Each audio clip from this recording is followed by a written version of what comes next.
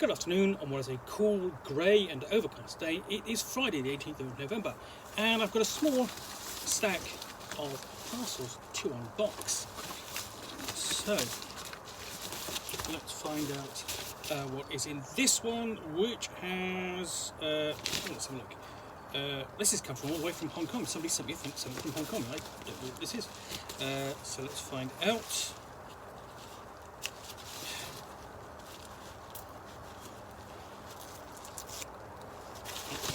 Get rid of the tag. There is a tag here. Unfamiliar packaging. So what I have got in here.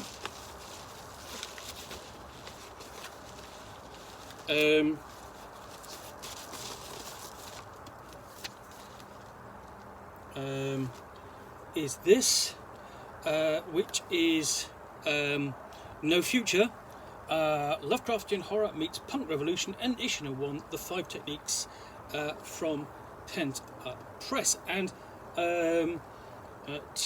this is a No Future scenario for Cthulhu, Dark and Gumshoe. The 5 Techniques by Thomas McGrenery, a No Future scenario for Cthulhu, Dark and Gumshoe.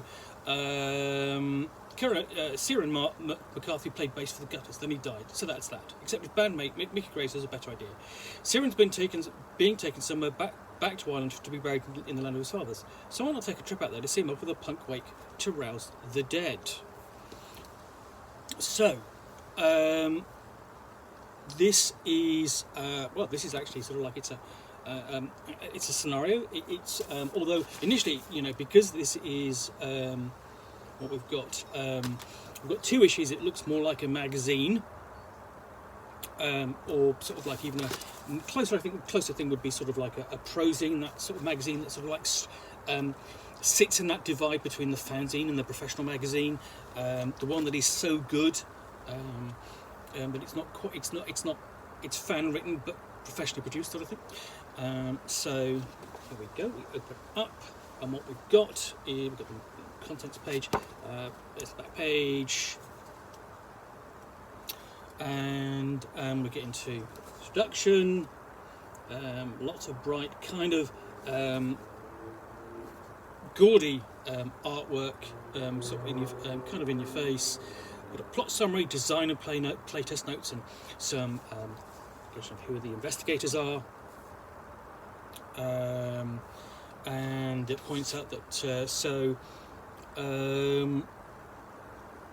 plot summary: the punks go to their mate's home village of Clonhall, County Armagh, Northern Ireland for his funeral. They meet the IRA, the British Army and cops. They learn about a family murder at a nearby farm, and so on. They see spirals everywhere, so that's the setup. It gets weirder and creepier than that, I bet. So that's an interesting kind of. First off, straight off, this is doesn't state it as such, but from that setup, okay, this is going to be a late 70s set. A scenario, and there aren't many of those for Lovecraftian investigative role-playing. You're really talking about the Grindhouse series done by Ian Christensen and Alex Charlotte. I've done an unboxing of the Grindhouse Volume 1. They're all set in the 70s, all inspired by the cheap sort of like exploitation cinema of the 70s.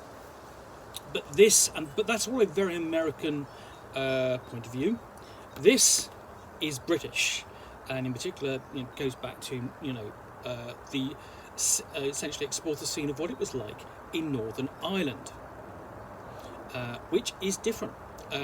Which is it's the time of the Troubles.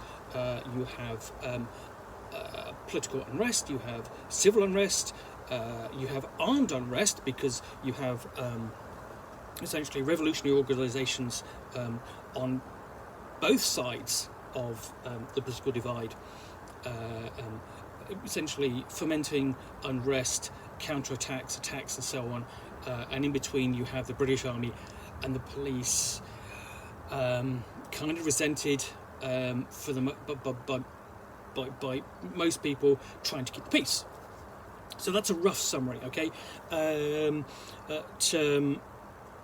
its influences are still felt down to this day, to be fair. So, the point is I'm no expert on the period, and this is from an English person's point of view who was alive during the period when this was set. I was only a 10-year-old and so on, but I do remember the news and so on, and anyway.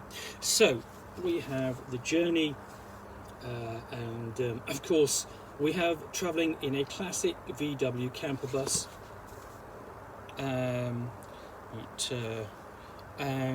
get to the village of Clonhall, including we've got its Gaelic name as well, and for some that's a bone of contention, but anyway. So yeah, we've got GM notes. British forces, the British Army is supposedly deployed in the Northern Ireland to keep the peace between the provinces, two bitterly divided communities. However, in South Armagh, with scarcely any unionists to speak, there is only one community which is unfailingly hostile to the security forces' presence. So it's kind of setting the scene, and for essentially punks to arrive in what is typically portrayed as a fairly conservative society, is sort of going to upset the apple cart, as it were. So, nice little image of the church, the band's there for their bandmate, the funeral, and then what happens next? Exploring the farm and the horrors and mysteries to be found there, sort of like at the fort, the ring fort. And this is quite an interesting ring fort. It's much more, obviously much more built up, more recent than perhaps the kind of ring forts that I'm kind of used to. We have here in the mainland Britain, which are hill forts.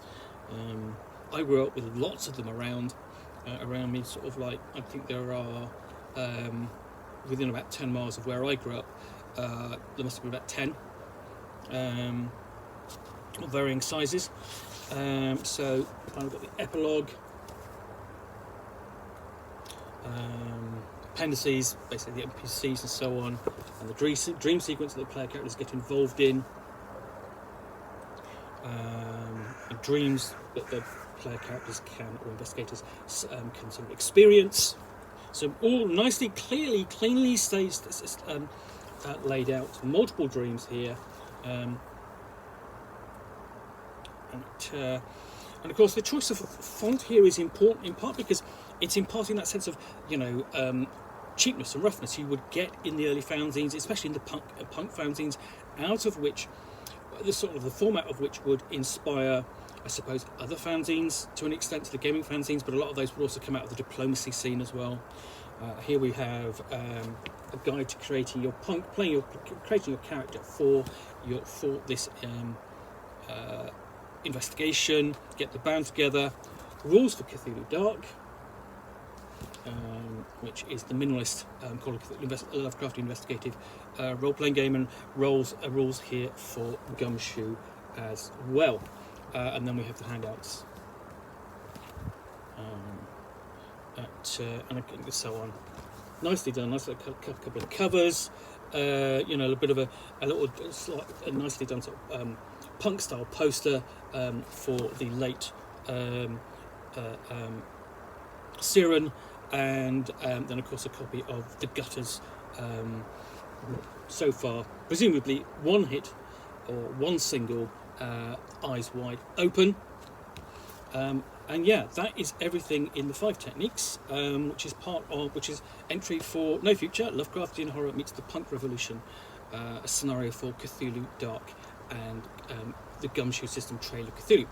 So I'm actually quite impressed by that. It's nicely done. It's nicely put together. Thematically, it feels appropriate in period, and it's all. And also the other thing I like about it, it's set in a period and place which is different to what we normally see in Lovecraftian investigative role playing. Northern Ireland is completely unexplored. We're trying to think of barely any scenarios there, if at all. Secrets of Ireland of the Miskatonic University Library Association monograph is probably the nearest.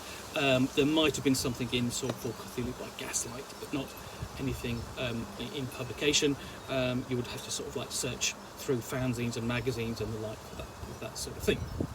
Anyway, I hope you've enjoyed this unboxing in the Nook. If you have, do please click on the like button down below. And of course, if you've got any comments or feedback, appreciate you taking the time to post those. And lastly, if you want to be alerted to yet more unboxings in the Nook, where you'll see me out here with a package containing a book or game, in this case it's like a scenario strip fanzine, which I will unbox and chat about to the best extent of my knowledge for roughly 10 minutes or so, all of course accompanied by a nice hot cup of tea.